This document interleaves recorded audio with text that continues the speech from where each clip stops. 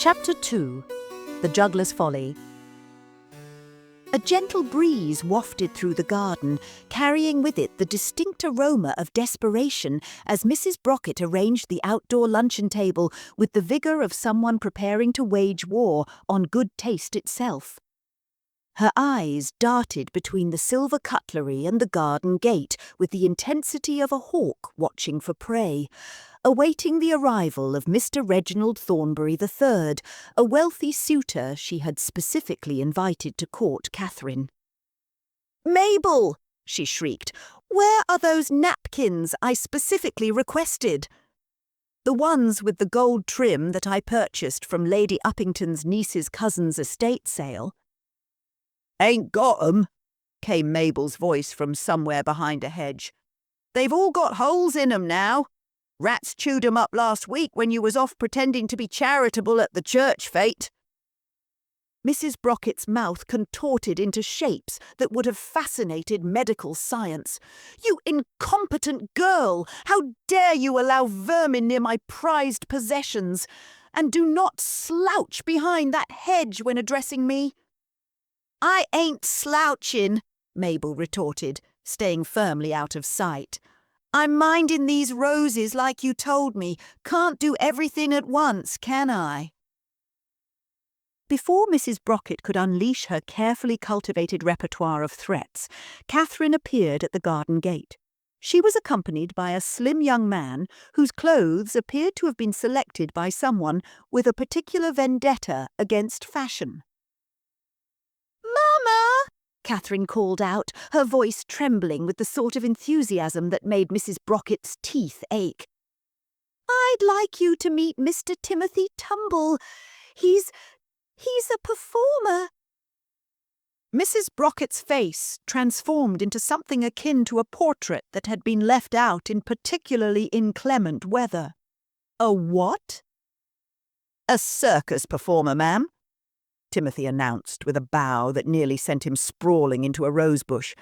"I specialise in the art of juggling and other feats of manual dexterity." "How?" Mrs. Brocket searched for a word that would adequately convey her horror while maintaining a veneer of civility. "Quaint." At that precise moment, the sound of carriage wheels on gravel announced another arrival.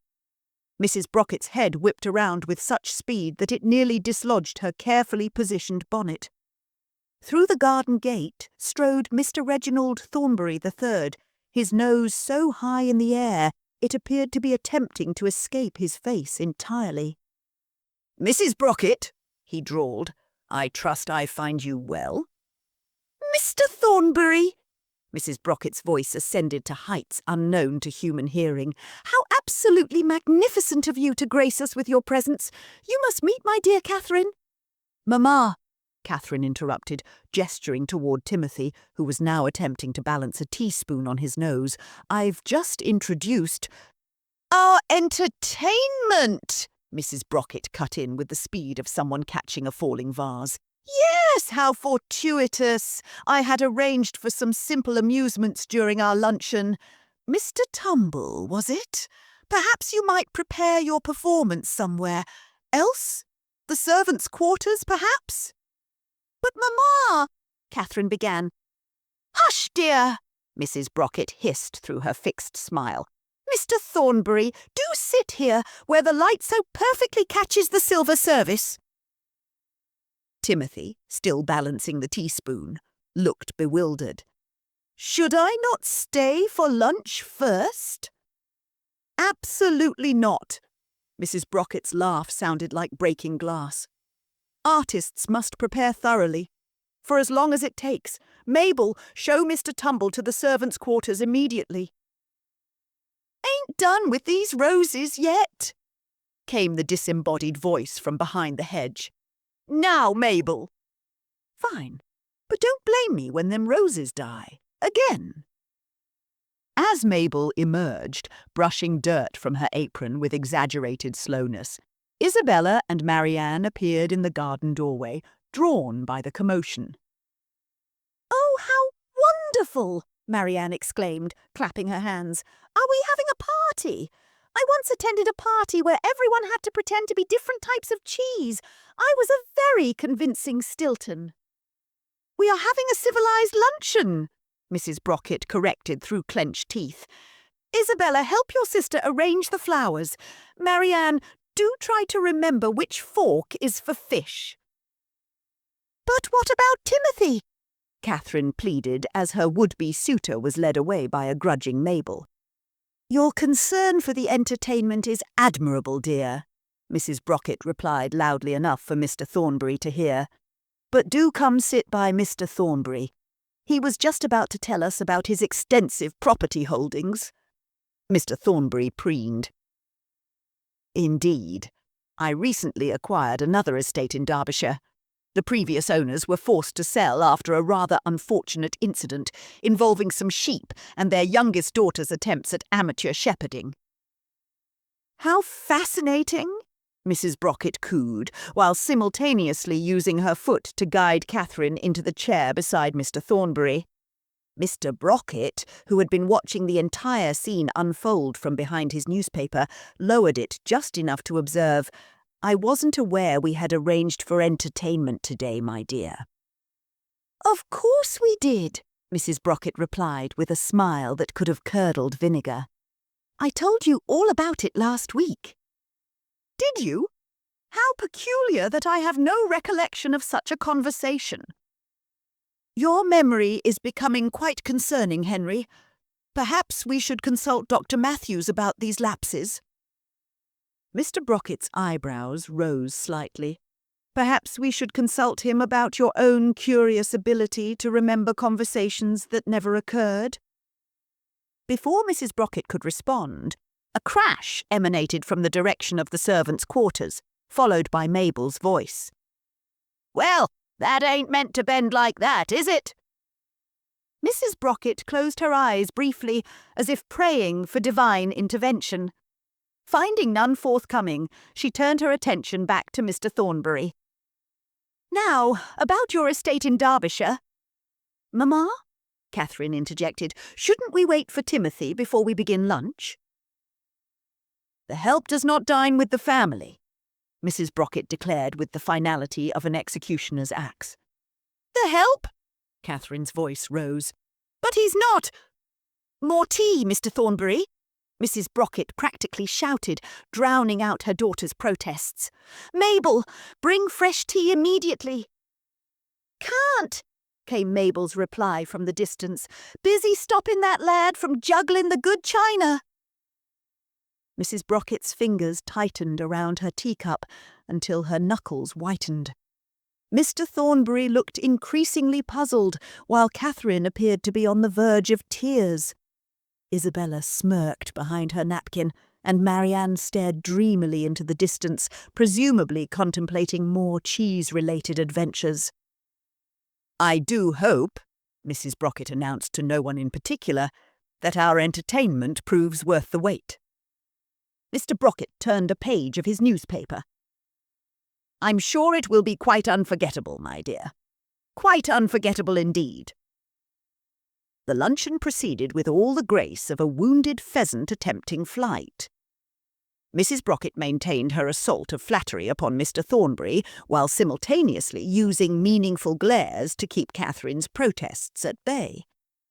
The air grew thick with forced pleasantries and thinly veiled threats, until a peculiar sound drew everyone's attention to the garden path. Timothy Tumble had returned, his arms full of wooden clubs that appeared to have been cobbled together from spare furniture parts. His face bore the earnest expression of a puppy presenting its owner with a half-chewed slipper. "Ladies and gentlemen," he announced, dropping 2 clubs in his enthusiasm to bow, "I present to you the art of juggling." "How rustic," Mr. Thornbury remarked, his nose achieving new heights of elevation. Mrs. Brockett's smile remained fixed as she whispered to Mabel, "I thought I told you to keep him occupied." "You did," Mabel replied, loudly enough for all to hear. "But he got away while I was cleaning up the mess he made with them candlesticks. Proper slippery he is." Timothy launched into his routine, sending the clubs spinning through the air with more enthusiasm than skill. One narrowly missed the tea service, causing Mrs. Brocket to emit a sound like a startled cat. "Remarkable," Mr. Thornbury drawled, examining his fingernails. "I once saw a similar display at a country fair, though I believe the performer there was a trained monkey." Catherine's cheeks flushed crimson, while Timothy, oblivious to the insult, continued his performance with increased vigour. "Perhaps," Mrs. Brocket suggested through gritted teeth, "we might enjoy some different entertainment." "Oh, yes!" Marianne clapped. "I once saw a man who could fit an entire cucumber in his ear. Though thinking back, I might have dreamed that. Or perhaps it was a very small cucumber." Timothy, desperate to impress, scanned the garden for inspiration. His eyes fell upon several dried lumps near the rose bushes where the gardener's horse had recently passed. "Ah!" he exclaimed. "For my next feat, I shall require some special props." "No!" Mrs. Brocket's protest came too late as Timothy gathered several of the dried offerings. "These will do splendidly. Once lit, they'll create a magnificent spectacle." Isabella's eyes widened with malicious delight. "Oh, do go on. This promises to be most entertaining."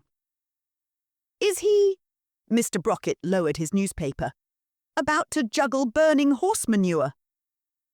"Cow, actually," Mabel corrected. "That's from Farmer Higgins's beast what got loose in the garden yesterday. Made a right mess of them roses before I could chase it off." Mrs. Brocket rose from her chair with the deadly calm of approaching thunder. "Mr. Tumble, I must insist—" But Timothy had already struck a match. The dried patties caught fire with surprising enthusiasm, sending up spirals of noxious smoke. He began to juggle them with the determination of a man whose entire future happiness depended upon impressing his audience with flaming excrement. "Good Lord!" Mr. Thornbury exclaimed, holding a handkerchief to his nose. "What is that ghastly smell?" "Merely some exotic incense," Mrs. Brocket improvised wildly. "All the rage in London, I'm told." "Really?" Marianne inhaled deeply. "It reminds me of the time I fell asleep in Farmer Higgins's barn. I woke up thinking I was a cow for 3 days." The smoke began to engulf the luncheon table, causing Mr. Thornbury's eyes to water profusely. Catherine sat frozen in horror, while Isabella had given up all pretense and was now openly laughing. "I ain't cleaning that up when he drops it," Mabel announced, retreating to a safe distance. "There's limits to what you can ask a person to do, even if you do pay 'em next to nothing." Timothy, growing increasingly desperate at the lack of appreciation for his art, began to add flourishes to his routine. He attempted to spin in place while juggling, a move that proved immediately ill-advised. "Watch this!" he called out, his voice strained with effort. "The grand finale!" "The grand what?" Mrs. Brocket's voice rose to a pitch that sent several nearby birds fleeing for safety. One of the burning projectiles went slightly off course, forcing Mr. Thornbury to duck. He did so with remarkably little dignity, upending his chair in the process. "I say," he spluttered from his new position on the ground, "this is absolutely barbaric." "My dear Mr. Thornbury," Mrs. Brocket simpered, helping him to his feet while shooting death glares at Timothy, "perhaps we should retire to the drawing-room, where the air is more refined?" Yes, capital idea," Mr. Thornbury agreed, brushing grass from his coat. "Though I must say, Mrs. Brocket, your choice of entertainment is rather unprecedented." "Oh, but he hasn't finished yet," Isabella called out with vicious glee. "Look, he's attempting a new trick." Indeed, Timothy had begun to throw the burning objects higher, each arc sending down a shower of sparks and ash onto the luncheon table. The tablecloth began to show several suspicious scorch marks.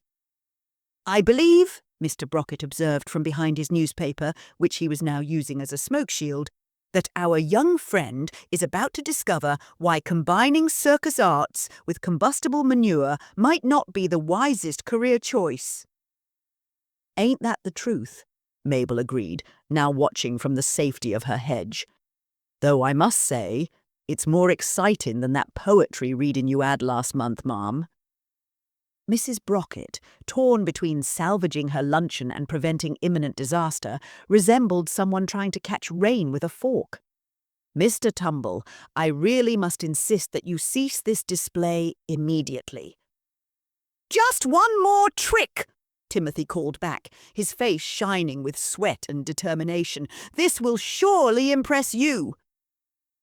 "I'm already impressed," Mr. Thornbury muttered, edging toward the garden gate. "Impressed by the sheer lunacy of it all." As Timothy prepared for his grand finale, a wayward spark landed in Marianne's hair. She batted it out with serene unconcern. The scene had descended into complete chaos. Mr. Thornbury was openly backing away. Catherine was attempting to signal Timothy to stop. Isabella was providing running commentary on the disaster, and Mrs. Brockett appeared to be experiencing several conflicting apoplectic fits at once. "I don't suppose," Mr. Brockett mused to no one in particular, "anyone thought to check if our enthusiastic young friend actually knows how to juggle properly." As if in answer to his question, Timothy's coordination finally failed him. One of the burning missiles went sailing toward the house, its trajectory carrying it straight toward a partially open window of the drawing room. "Oh dear," said Mr. Brockett, finally lowering his newspaper entirely. "A little too enthusiastic, I fear." The burning projectile sailed through the window with the cruel precision that fate reserves for moments of maximum catastrophe. A collective gasp arose from the assembled company, followed by an ominous silence broken only by the gentle sound of drawing-room curtains beginning to smoulder. "Fire!" Mrs. Brockett's shriek could have shattered crystal. "My drawing-room is on fire!" Mr. Thornbury, displaying remarkable athleticism for one so devoted to looking down his nose at others, was already halfway to his carriage. "I fear I must take my leave, Mrs. Brockett. Urgent business in elsewhere." "But Mr. Thornbury," Mrs. Brockett called after him, her voice achieving new heights of desperation. "Surely you won't leave us in our hour of need?" "I make it a point never to remain where burning excrement is involved," he replied, climbing into his carriage with unprecedented haste. "Good day." Meanwhile, smoke had begun billowing from the drawing-room window in earnest. Timothy, still holding his remaining burning clubs, stood frozen in horror. I can fix this," he stammered, starting toward the house. "You've done quite enough." Mrs. Brockett rounded on him with the fury of 1,000 spurned hostesses. "Remove yourself from my property immediately, or I shall have you arrested for arson." "But Catherine is no longer your concern. Out!" Catherine burst into tears, though whether from the smoke or the situation was unclear. Marianne patted her sister's shoulder consolingly. "Don't cry, dearest," she said. "At least he didn't try to juggle live hedgehogs like that man I saw in Bath. The local milliner's shop never quite recovered after all her best bonnets were filled with quills, though I must say the fashion for spiky headwear that followed was quite distinctive." "Mabel!" Mrs. Brockett screeched. "Fetch water, quickly!" "Oh, now you want me to do something about the fire?" Mabel emerged from behind her hedge, brushing dirt from her apron with deliberate slowness. "Funny how I'm suddenly useful again." "This is not the time for your impertinence. The house is burning." "Right then," Mabel huffed. "Guess I'd better do something before you go blaming me for this as well." As Timothy fled down the garden path, dropping his remaining clubs in his haste, the family mobilized into action with all the coordination of a group of cats attempting synchronized swimming. "Form a line to the well," Mrs. Brocket commanded, her voice cracking with hysteria. "Isabella, stop smirking and help. Marianne, do try to carry water in the bucket rather than on your dress." "But, Mother," Marianne protested, wringing out her soaked skirts, "I'm conducting an experiment to see if silk becomes more interesting when wet. So far, the results are inconclusive." Mr. Brocket, who had finally set aside his newspaper, observed the chaos with mild interest. "I suppose I should assist. We don't need the drawing-room becoming too lively." The bucket chain that formed was a study in inefficiency. Mrs. Brocket shouted contradictory orders while doing nothing herself. Isabella deliberately passed buckets just slowly enough to be irritating, and Marianne seemed more interested in examining the fascinating patterns the water made when spilled. "Here now," Mabel called from inside the drawing-room, where she had actually taken initiative. "Someone pass me another bucket before them curtains is completely done for." "My new French curtains," Mrs. Brocket wailed. "Ordered specially from Madame Dubois' shop in London." "Ain't so fancy now, are they?" Mabel observed, dousing another flame. "Though the fire's done wonders for that horrible pattern." The next quarter hour passed in a blur of smoke, water, and increasingly creative invective from Mrs. Brocket. Finally, the last ember was extinguished, leaving behind a drawing-room that looked as though it had been visited by a particularly vindictive water spirit. "Well," Mr. Brocket remarked, surveying the damage, "I dare say this will give us something to discuss at Lady Uppington's next soiree." Mrs. Brocket stood amid the sodden ruins of her drawing-room, her hair askew and her dress spotted with water and ash. "This is an unmitigated disaster. What will people say?" "That you threw a remarkably memorable luncheon," Isabella suggested innocently. "That the entertainment was unusually heated," Mr. Brocket added. "That it's probably not wise to let strange men juggle burning manure in the garden." Mabel contributed from where she was wringing out what remained of the curtains. Mrs. Brocket's reply was cut short by Catherine's quiet voice. "I'm sorry, Mama.